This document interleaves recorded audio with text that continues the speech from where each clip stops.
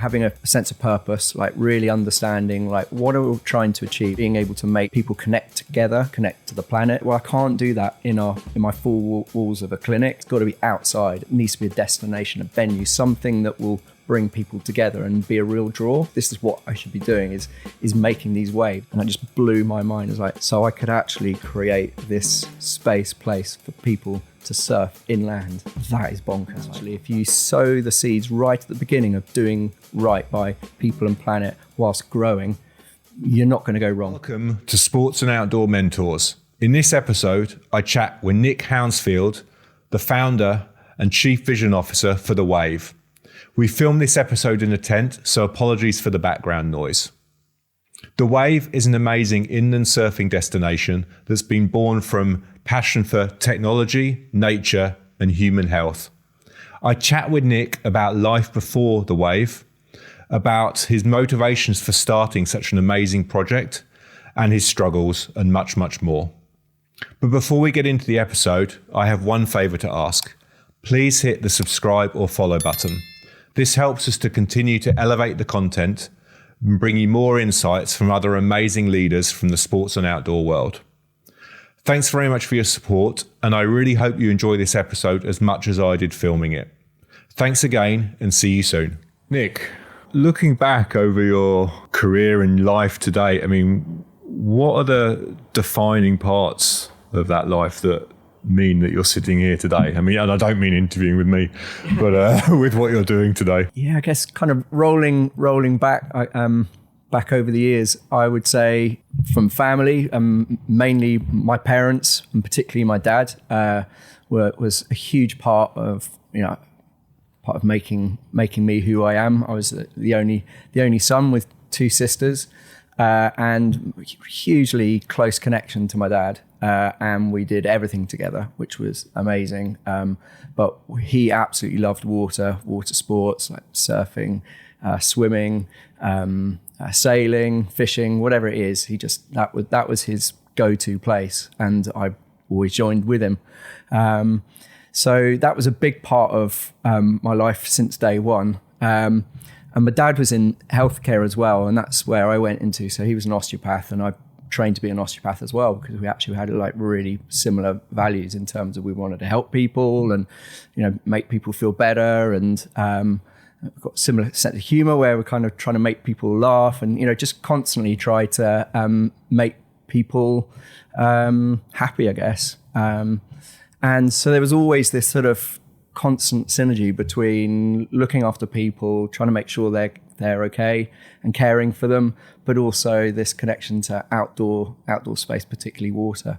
And so, that's why I'm here today, is like this combination that led me to the point whereby I wanted to combine my passions absolutely intimately to go, well, instead of me doing healthcare, because I went into healthcare, instead of me doing healthcare and then at the weekends try to get to the beach and all the rest of it, how could I fuse those two together so you can look after people, look after the planet, and have a fantastic time, just like a real exhilarating time. So that's the sort of real culmination of, I guess, me and my personality and where I've come from to how we've created this amazing place called The Wave, and what is The Wave. And I guess the real trigger point was when my dad died, actually, when I literally made a promise to him on his deathbed. I want to do something that is really impactful for the greatest number of people, and made a kind of crazy promise to him that I'd do something at scale. And yeah, that's where we are today, sat here. And this is, I guess, the output from that dream. Wow, that's amazing. Is it somehow, when you're here, mixed emotions? Because I guess maybe it brings you back to your dad, and obviously, that promise was, I'm sure, a difficult time. So yeah, is it somehow emotional? And do you think a lot about your dad when you're here? No, I don't, except I would, because that happened, Dad passed away, and he never even knew that anything like this would ever happen. So I just know that he'd be proud of it, and he would absolutely love, he probably would be hanging out here the whole time, probably would try and get a job somewhere delivering it. But but I just know that he'd be proud of it, and it's something that's that in the background, in quieter moments, I could just like, okay, yeah, he would absolutely love this. But actually, this is more than just legacy to him. That's actually something that I feel we need, like society needs places like this where you can have cool conversations with great people and bring sort of sections of community that have probably been quite siloed and actually bring them together. And how can we do that in a fun, exciting, positive way, and take some of the fear that's out there around the future and actually go, well, let's bring some hope together. And particularly today, we've got the Blue Earth Summit going on today, which is about bringing hearts and minds together and try to find out like solutions, real practical solutions about sort of climate crisis and what we're doing with the oceans and that connectedness. This is the perfect place for us to be delivering it. Yeah. Where did your dad's passion for water come from then? Because you weren't living near the water back in those days, or were you? No, but my parents, my grandparents, so they lived down by the coast, down in the south coast, and yeah, so they spent loads and loads of time there, and historically, a lot of our family have been either from South Wales or down in Cornwall area. So that connection to being in that sort of coastal community or coastal environment or close to it has always been there. Yeah. Yeah. Okay. Interesting. And so you were an osteopath for how long? For about 18 years. So obviously that's a big chunk of your life and a big chunk of your professional life. Yeah. What was the catalyst for making you decide, okay, right, I want to do something different, and not just like a little different, pretty dramatically different on many levels? Yeah. Well, I think again, there was the moment with when my dad died, but it was more than that. Then after that, just knowing that something had to change, something had to shift. There's a real realization that my dad had been working like crazy for 45, 50 years, and it was all about like getting to retirement. So he like put loads into everybody else, and he was just about on the cusp of retiring and being able to do something for himself, the stuff that he wanted to do with my mum, and then obviously sadly died, and that was a real realization about you can do so much for everybody else, and you just get this short window of your lifespan to have fun yourself. I was like, that just doesn't feel right. So actually, I couldn't imagine what was scary is I could imagine myself doing exactly the same thing, and obviously in so many ways we were very similar. So actually I need to change that narrative. I actually need to have fun doing what I'm doing and doing good by people, doing good by planet, and equally having fun along the way. Pulling together the real passions of my life and going almost to the point where it doesn't feel like work anymore. It's actually just a continuation of myself. It's like expressing my views and my hopes for the future through my work is what I'm about, really, and trying to hold on to those principles going forwards. Why a man-made inland wave? Because you said you love water, and there are hundreds, millions probably of things you could have done. Yeah, and this doesn't seem like the easiest, I'm guessing. Yeah, it's probably the hardest thing to have chosen to do, something that's never been done before, and unproven technology, having to raise £30 million and off vapor. It was just an amazing idea and dream, and just trying to then pull together sort of various tendrils to make it a vision that can be delivered and be invested. It was a real challenge. But I guess ultimately it goes back to like having a true sense of purpose, like really understanding like what are we trying to achieve. It's like, well, this is about making people happy, making people healthy, being able to make people connect together and also connect to the planet and around. So it was about, I was like, well, I can't do that in my four walls of a clinic. It needs to be out there. It's got to be outside. It feels like it needs to be a destination, a venue, something that will bring people together and be a real draw. I did take quite a lot of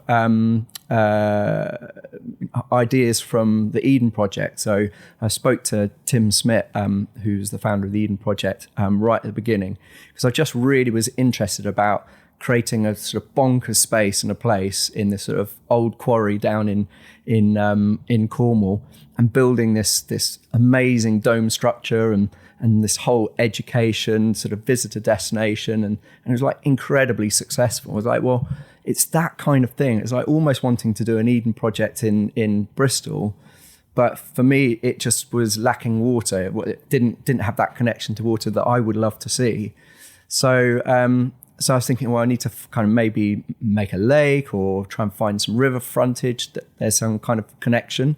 And then I was just on YouTube one day, and because I've been surfing for like 46 years now, so I consume quite a lot of surfing media, and just suddenly happened upon it one day, this brand new video that was released that day of like a perfect lake, and then suddenly these waves just rose out of it, and I was like, oh, that's amazing. Immediately I was like, this is what I should be doing, is making these waves. And then the last final clip was somebody surfing the wave, and that just blew my mind. I was like, so I could actually create this place for people to surf inland. That is bonkers, like that. And that was absolute eureka moment. That was the moment where I go like, right, embed that into this beautiful space and get that connectivity to, open space and green, and create blue health, this amazing blue space where people can, get healthy and happy again. And then that just created that was the North Star that I just went, right, I will not stop until I do it. So, wow. Yeah. That's amazing. And it's good that you decided to not stop, because it was quite a long journey, I guess, from that point to actually probably the first day that somebody rode a wave here. So Can you maybe share a little bit? Obviously it's a very long story, but maybe the highlights and the lowlights of that journey. Yeah, I mean, it's it did take a long time, just over 10 years. So I guess the main things that was about, first of all, starting to collate that very almost the vision and what the space and the place could look like, could feel like, the kind of people that will come there, start to pull together how that would look on a more practical basis, as well as just a vision, so to speak, and start to put some color around what that could look like as a business, what it could look like in terms of pulling together communities. And then I think the smart thing that we did right at the beginning was literally paint the picture. Like, this is roughly what it'll look like. And before telling anybody where it might be, we just sort of threw out there through amazing PR team that we're working with, say, let's just throw out the vision. Before anybody can say, oh, not in this place, not in that place, do people want it? Is this something that people would want? So we did that, and the response was overwhelming. They're like, oh my God, I was like, oh, if you do that in Bristol, it'll just be perfect. And so we're like, okay, so there's a real appetite for this. Now we need to start finding the land, and we had sort of 2 or 3 failed land attempts until we found this amazing space. And then we had to then convince the council that, I mean, this is greenfield space, so you should not be building in these kind of spaces, or very, very restricted in what you do. So we had to then convince the council, speak to the sort of main people in the corridors of power there, and go, right, this is why it's going to be a really great idea, really good for you guys, and get that buy-in. And then had to build a team. So 2 or 3 people came on board at that stage to sort of help me, because I knew nothing about anything like this. So it was about bringing in some wise heads into those discussions and the plans. And then was the massive task of raising the funds for it. So we had to sort of raise £30 million. So an amazing guy, Craig, came on board, who's much more sort of business acumen than I have. We started to put together that plan to raise the money. Took 2 or 3 years to be able to raise the money. We did probably over 200 Dragon's Den kind of pitches. Everybody said it was a really, really good idea, but they weren't going to back number 1. They'll come in and back number 2. because we always had plans to do more than just one. So we've got this amazing black book of people who won't quite take the risk, but we did end up meeting an amazing guy and his team that made this place happen. So but that whole process was 10 years until we managed to get it built, and then we pushed the first waves properly in October 2019. And the first person wasn't a person who rode the wave; it was actually a swan. Okay. So we were commissioning the waves, and you'd be able to find it online. But we were commissioning the waves, and the waves were rolling before anybody was going to get into the water. And suddenly, two swans landed in the lake whilst the waves were going up and down. And one of them just was like going up and down the waves, just almost like it was trying to pick the perfect wave, and then suddenly turns the corner and rides straight into a barrel, just rides the wave all along the length of the ride. Wow. And we're just like, oh my God, like, how did that happen? Kept it on film, it was amazing. So the first that's why that particular wave is called Swanee's Left, because the first person or first animal was a swan. So it was an amazing journey, and obviously straight away went into pandemic, and that was suddenly had to close down right at the start, which definitely created some issues, both as a company and personal health issues. I had a big stroke around that time, but we're still here and we're thriving, and particularly a day like today with the summit that we've got today is just incredible. Going, okay, we're still breathing, and there's still a lot of hope there. What kept you going through those? It sounds like some very difficult days. Obviously, from a personal health point of view, but also the challenges of getting the approval and getting the funding. I mean, what kept you going? Blind optimism is naivety. Constant. The number of people I always said are 6 more weeks. Like it's going to happen in 6 more weeks. For some reason, six weeks. A number of times I said, I'm aiming to get something done in 6 weeks. It's like far away enough that it's not immediate, but not too far away that. The number of people I said, we'll do that. I reckon it'll take about 6 weeks to do. But it's blind naivety. I thought that you would be able to get planning permission on something like this in 6 weeks. I had no idea it was actually about 18 months, just because I just didn't know the system. But learned along the way. But I think in many ways that sort of naivety with that optimism is what you have to do as a founder, without a doubt. Because otherwise you will never do what you ever wanted to set out to do, which is probably what happens to 95%, if not 99% of society. Or secondly, you just make yourself super ill because you're so stressed because everything feels impossible. So I think you do have to have that sort of absolute optimism. You've got to have a very, very clear vision and an idea of what the output would be if you manage to succeed. Like, if we manage to do that, this will change people's lives. So why would we not persevere with it? Why would you not back it? Why would you not invest in it? It's like, do not be the person that says no to these kind of things. Be the yes person. Yeah. And if you had to do it all again today, what would you do differently? Well, we are doing it all over again today by projects that we're looking elsewhere, and one particularly in London that we're pushing ahead with. What I would be doing is exactly what I'm doing now, is having people around me who just know so much better. Before I didn't have any money, I didn't have a team around me who knew what they were doing as well. Whereas this time we're surrounded by a group of people who've seen this.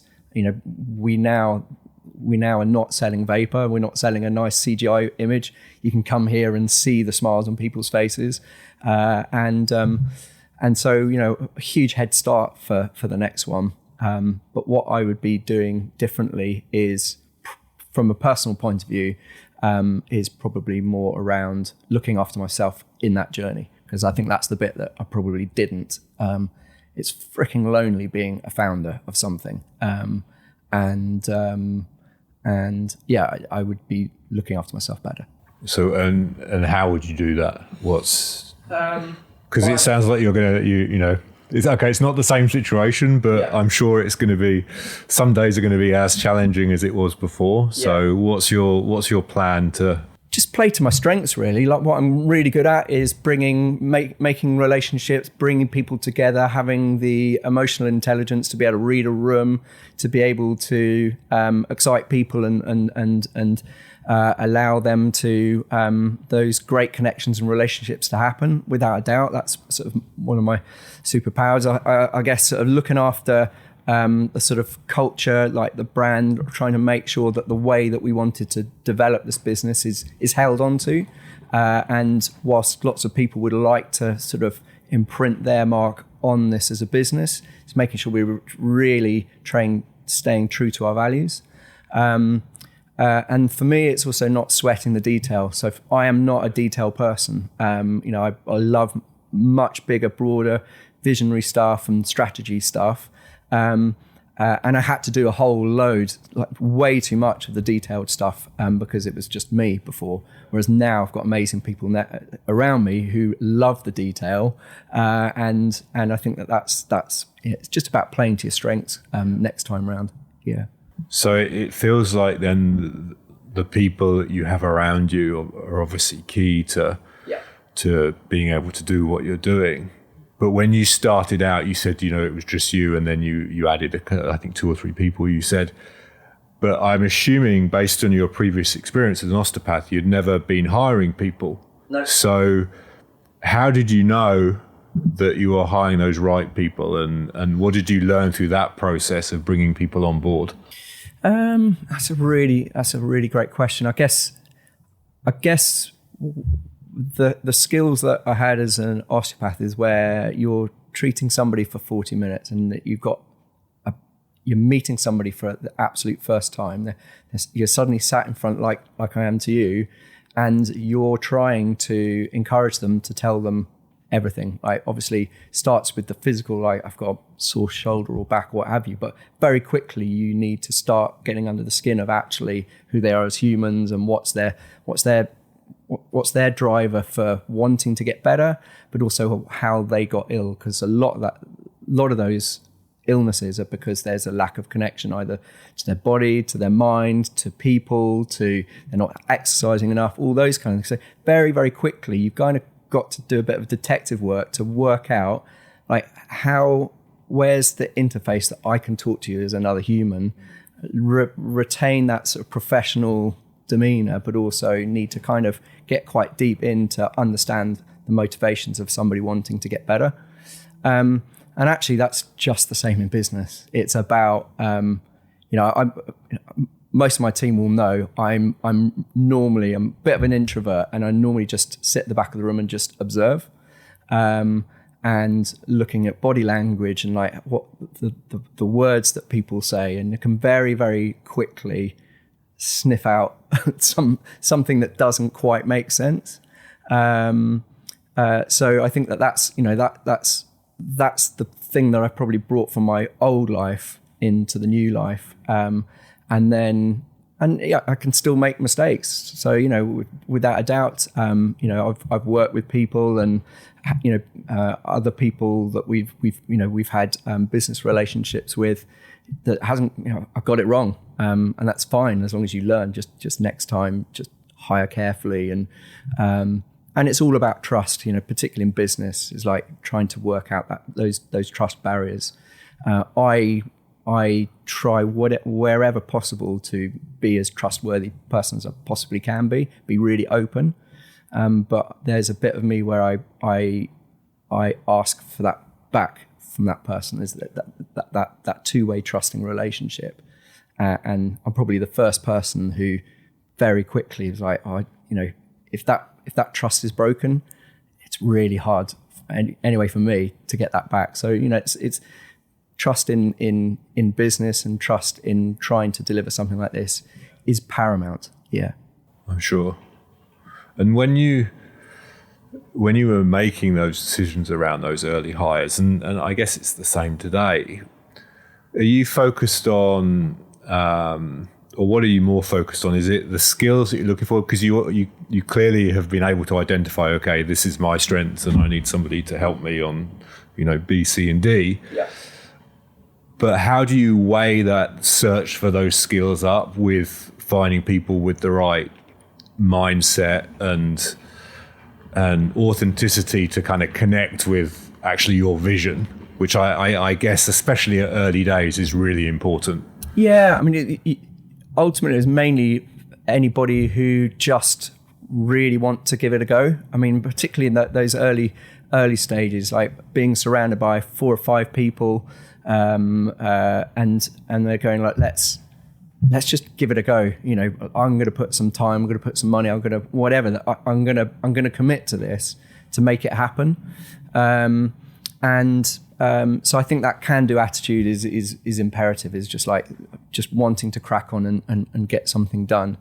I think a lot of skills can be just developed. So personally, I've had to go and do lots of development stuff to just try and understand actually where are my major strengths and where are the bits where I really shouldn't be sweating the detail on, and then the bits where there's gaps, go like, right, we need to go and find somebody who is who can deliver put together a business model, for instance, to go right, who's that person that would do that? There's hundreds and hundreds and hundreds of people that could put together a business model, but we want somebody who also is really bought into the vision of why we want to do that. And I think the core thing for us right at the beginning, so I was working with this amazing guy called Chris Hines, who set up Surfers Against Sewage and was head of sustainability at the Eden Project.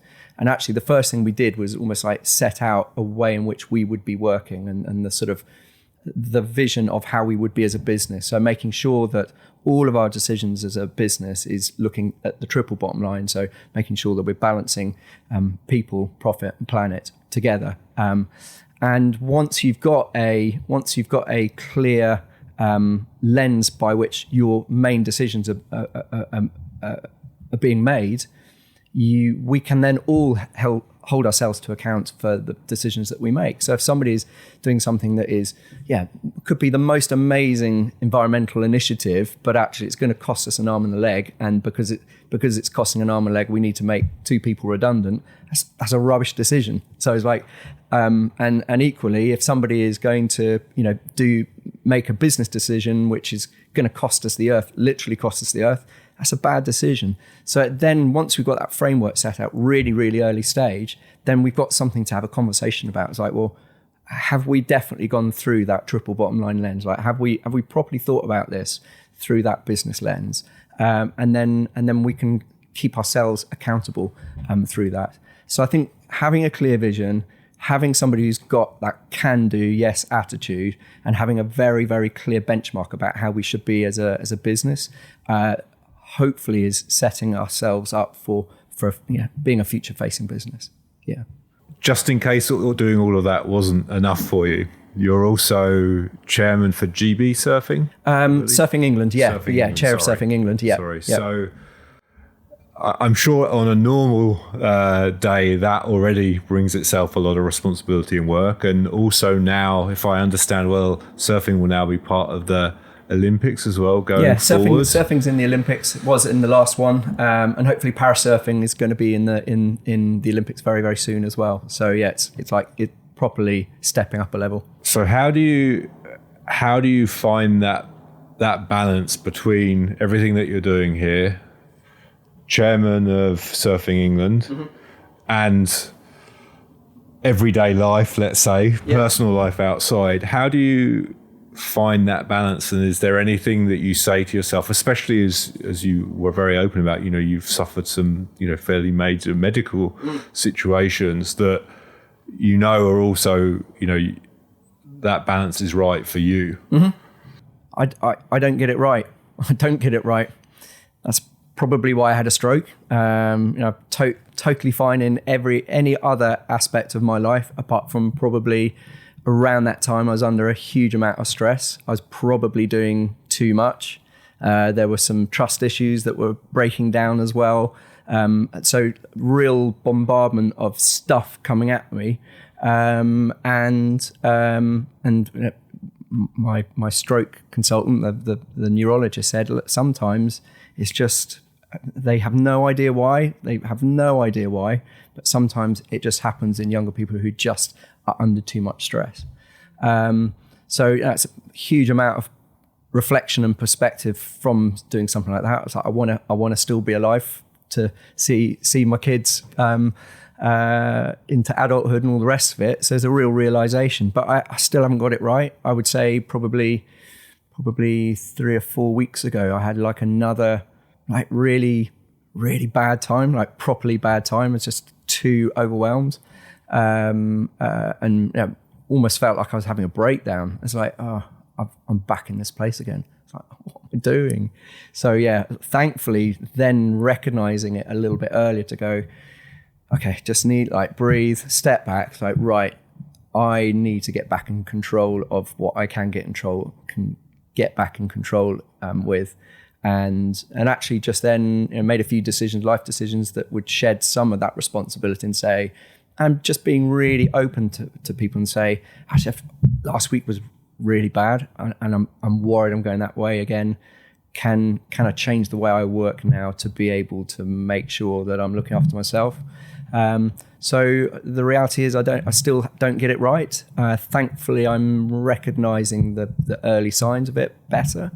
But I would imagine it's going to be a constant cycle because I want to get involved in anything that's good. I want to get involved in and be part of it and try and add value to it. But I need to realize that I need to have a limit of my own internal resource. But I haven't got it right. But it's recognizing the signs slowly, recognizing the signs as to where you're starting to. Your edges are starting to get a bit frayed. Be very, very careful. Yeah, absolutely. And I would imagine that being here and probably hopefully being able to use your own facilities can really help that as well. Yeah, it's making sure that I'm getting time to do that as well. Thankfully, I'm going to be surfing in a couple of hours' time, which would be great, with some amazing humans. But the whole irony of creating something that should be allowing people to decompress and relax and fulfill themselves with everything, like nourish themselves with something that is really positive. Sometimes I don't make time for that myself, and I've got no excuse not to. I can pretty much go surfing whenever I want to, but equally I'll probably do it once a month at the moment. And going, and when everything's like really, really right, when I'm properly in the flow of work and everything, my best times I am is because I'm actually surfing regularly. I'm making sure I've got time to jump in the water or join in the staff surfs or something like that, and that balance is right.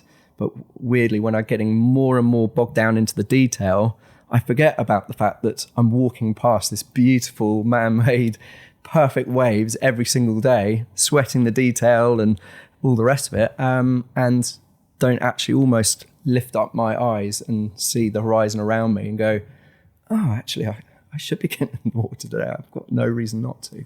So, yeah, and that's something that I need to constantly remind myself of. Yeah, it's not easy. I mean, I'm the same. I'm terrible. It's only until something bad happens that it forces me to. I need to spend 30 minutes on my bike every morning before I go to work. And actually, I realized maybe a year ago that for me anyway, it's the mental benefit of that is actually far greater than the physical for 100%. Me. 100%. Which,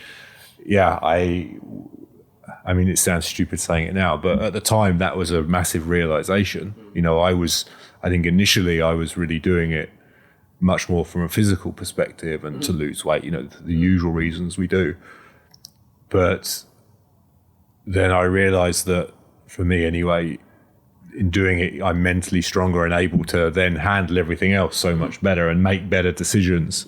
But it's not easy. I can absolutely empathize, unfortunately. Yeah. Unfortunately. And And in your role then with Surfing England, what does that consist of? And is that something that you do have to invest a lot of time in? Well, I'm pretty lucky that I've got really good board members around me who can be as proactive as they can, because we're all there on voluntary basis. So, we don't have a huge amount of time to be able to give, but we do what we can do, and particularly at the poignant times. And luckily we have got, although it's a small team, we've got an amazing CEO, Ben Powis, and a whole team around him are just proper.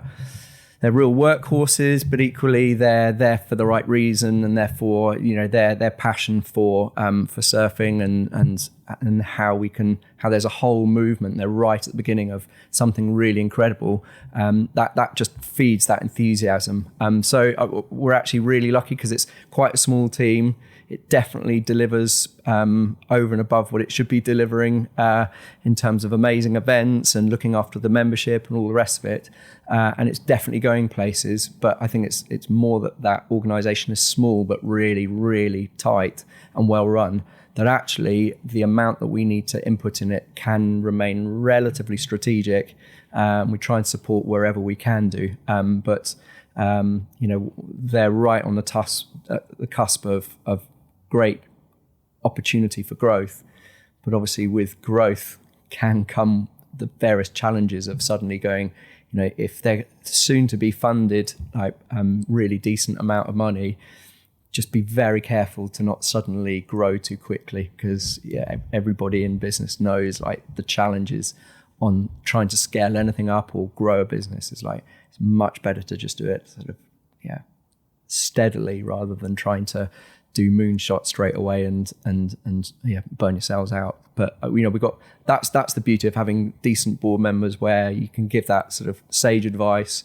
It's you might potentially in the next year or so get some amazing funding, which would mean that you could do almost anything, but actually just stay tight. So it's let's just grow it steadily and make sure it's sustainable as a business as well. So that is about actually just an amazing organisation with an amazing core team, executive team doing it, and the rest of us are just sort of there and putting in the various balances and checks in place. Yeah. Okay. And on your journey, that 10-year journey with the Wave here, did you have any support of any mentors or coaches or somebody that was kind of helping you along that journey? Yeah, I did. So without doubt, this guy Chris Hines has always been there since the start, and he's great. He's a very, very dear friend. He would say himself that he's the person that will prod the bits that you don't want prodding. So he will absolutely hold you to account on stuff. So if you've made a promise to do something, he will badger you until you've done that, and which is right, holding people to account both for their actions or their lack of action in certain areas, and that's great. That's really good, and he doesn't mind being that sort of at times needing to bring that abrasion to sort of go, right, why has this not been done, or Nick, why have you not done this yet? So that's brilliant, and fundamentally we love each other, and we have so much fun together, and obviously he surfs, which helps. And then I would say that there was probably a gap of about 5 years where I definitely needed peer support, mentor groups. I did try and find them, and they just weren't quite right for me. And then more recently, just over the last six months, I found somebody who's just been incredible, he's sort of an amazing guy called David Hyatt, and he's pulled together sort of 4 or 5 founders. I found him, I've known about him for years, but he pulled together this group partly through LinkedIn and partly some of his friends. Actually, it's a group of sort of 5 of us who then properly once a month just spitball what's going on in people's lives, and then if there's a bit of an emergency, a relative emergency like I had 3 weeks ago, so they're like, right, let's check in every single week until you feel like you're out of the woods again. And that was just amazing, because I just, again, having a support of people from very different backgrounds, but there's common themes in all business, particularly for founders. But then that holding to account is like, right, Nick, what are you going to be doing this week to make sure that you're making a difference so that we don't see you feeling like this next week? I'm going to do this, this, this, and this. And then I get to Wednesday, it's like, oh, God, I haven't done any of those things yet. Right, I need to bite the bullet. And then like that Wednesday was like, I am going to do all those things because I don't want to look like a muppet in front of my friends saying, or my mentor saying, I've not done it. And that's great. That's what you need to have, is just people holding to yourself to account, but in a supportive manner rather than sort of a challenging manner. So yeah, and that's my main probably takeaway at the moment is about just find those peer support groups. So if you're a founder, find other founders, because there is a real loneliness as being a founder, without a doubt.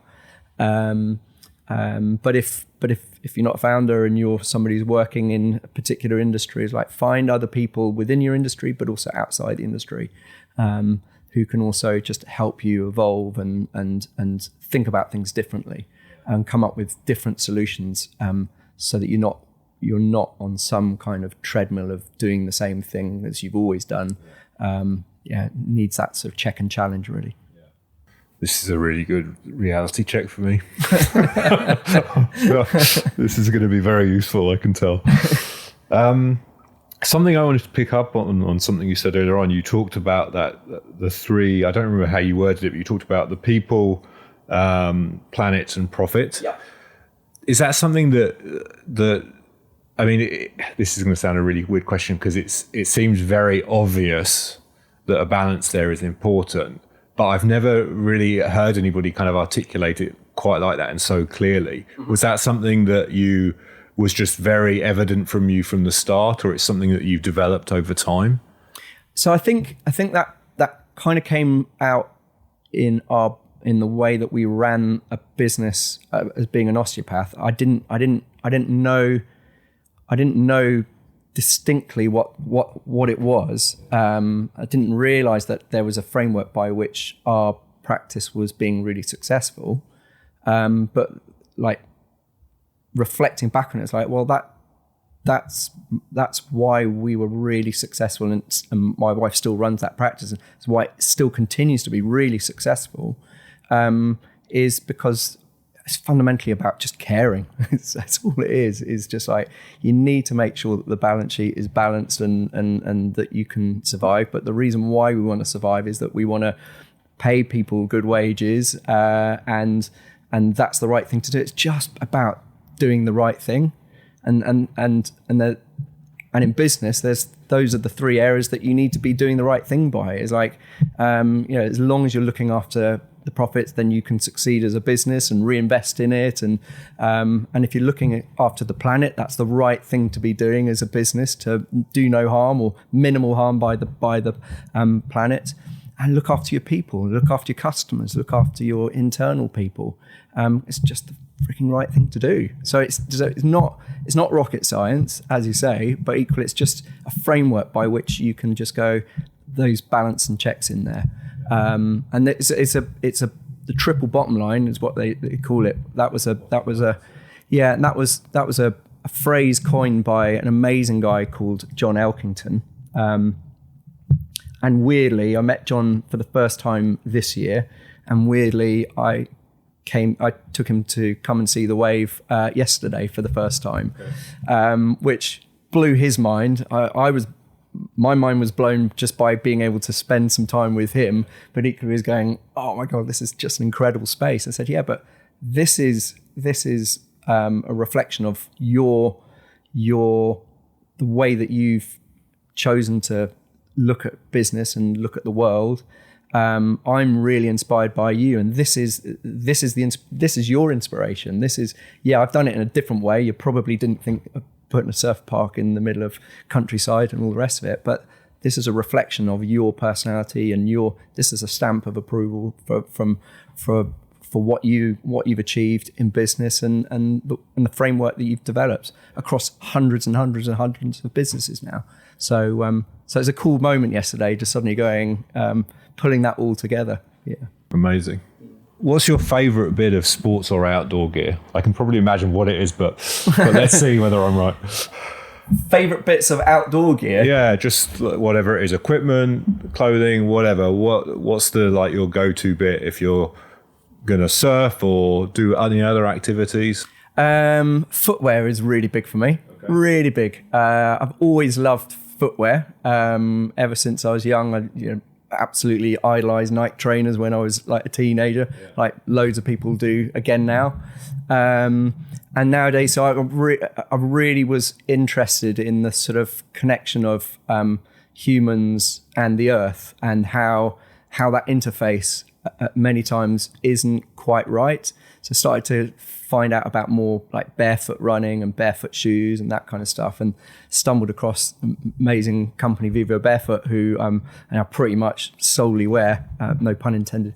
But I think it's really important that interface, that's what we're spending 99.9% of our time in contact with is our footbeds on the ground. And like that interface has been revered for so many centuries about what it is, but that form and function and being able to make sure that actually what you put on your feet has to be in harmony with the planet as well. I'm really, really interested around that. And they're just doing some pretty cool stuff called the Biome, which is like looking at 3D printing footwear in a really sustainable way. So actually you have sort of custom built footbeds that are not going to do any harm to the planet. I like anything like that. That real sort of biomimicry is just important. And the stuff I really love now, I think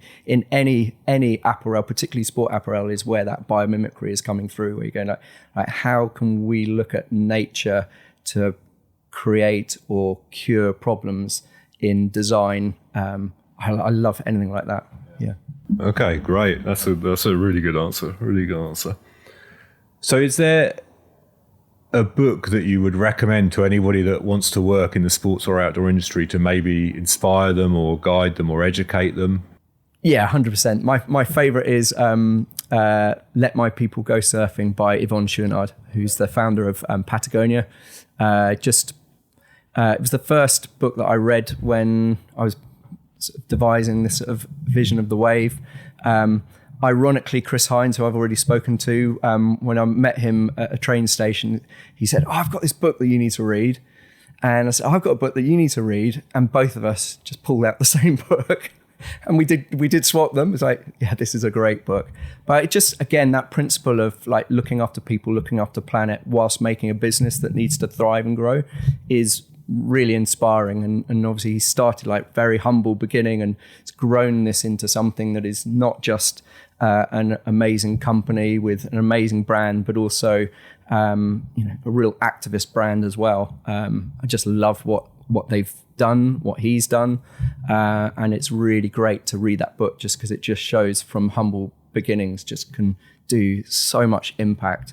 So anybody in that sort of, particularly in that sports outdoor industry, being able to see that actually if you sow the seeds right at the beginning of doing right by people and planet whilst growing, you're not going to go wrong. You really can't go wrong. And it's normally when you get some kind of skew the wrong way in one of those three that it starts going wrong. So as long as you've just always got that balance and checks through that lens, then you're always going to make the right decision, because they're the decisions made through good judgment and probably good gut instinct. That's what you need to be good in business. Amazing. Well, my last question was going to be, what bits of advice would you give to future leaders? But I think you've just nailed it with that. So I think we leave it there. And Nick, I really appreciate your time. I think what you've achieved here is amazing. I was lucky enough to visit yesterday with your CEO, and she gave me a tour, and it's amazing. And I'm going to be looking forward to come back with my son, who's a massive surf fan. Yeah, definitely. I would be more underwater, I have to say, but so probably not the right place to come for that. But yeah, I would love to come back. And I'm sure, if you don't mind me saying, I'm sure that your dad would be incredibly proud of what you've done. It's amazing. So yeah, thank you very much. And it's been great chatting with you. That's been great. Thank you. Take care. I hope you enjoyed the episode as much as I did. We love to read your feedback, so please leave your thoughts in the comments below. Thanks again for your support. See you soon, and don't forget to subscribe.